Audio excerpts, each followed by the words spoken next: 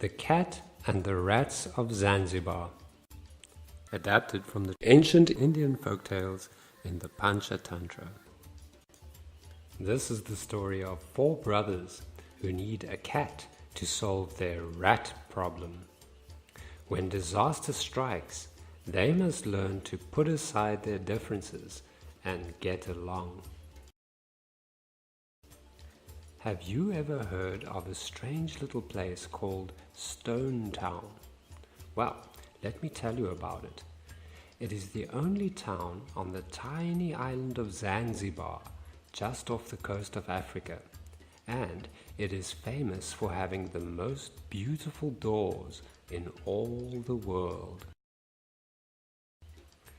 Many years ago, Stone Town was a busy seaport. Boats from all over came to buy and sell. There were dhows from Arabia, junks from China, small fishing boats from Africa, and very big ships from England.